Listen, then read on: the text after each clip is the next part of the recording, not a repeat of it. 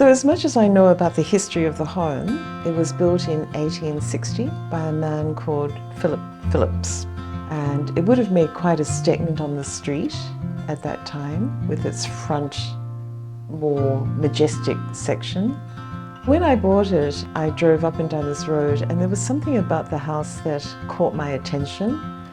And it's always been this colour as far as I know, this sort of salmony pink colour. And then when I bought it and I said to people I bought this house, they said, "Oh, the pink house." And whenever I say to people that, about the pink house, they say, "Ah, yes, I know the pink house." So it seems to be colloquially known in the area as the pink house.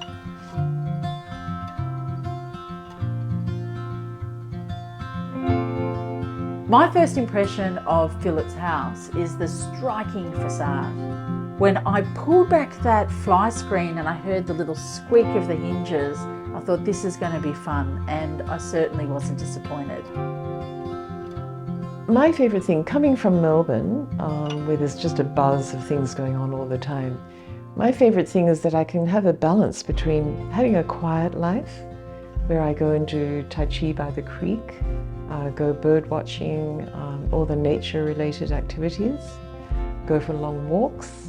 There's walks all over the area. And there's also a lot of cultural activities on, so it's a brilliant balance between the two. As well as that, it's only an hour and a half by train into Melbourne. So if I want to go and see a show or a gallery in Melbourne, I could just jump on the train in the morning and come back that afternoon. So it has the best of all worlds as far as I'm concerned. So living here was quite an adventure. I put a lot of work into it. I had this dream with all this land, which has excellent soil for gardening. So I put a lot of energy into the garden and the huge wicking beds.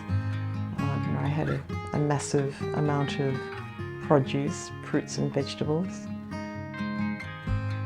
To be able to cut fresh flowers and pick the fruit for your elderflower cordial is really exciting. The great thing about this property is it has 2 titles. So with the right planning and vision, there may be an opportunity to develop or sell some of it off. The house is very comfortable and cosy, and I really enjoyed living here. There's a sense of a lot of history, and I keep unearthing and revealing different stories about it. I'm an artist. I've always been an artist. This series of works, these watercolours here, is for a particular project.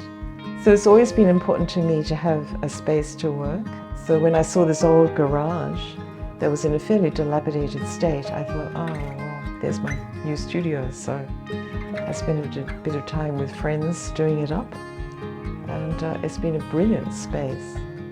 And so I had an open studio here a couple of years ago, and it was just fantastic. There were so many people in this room, I had to leave.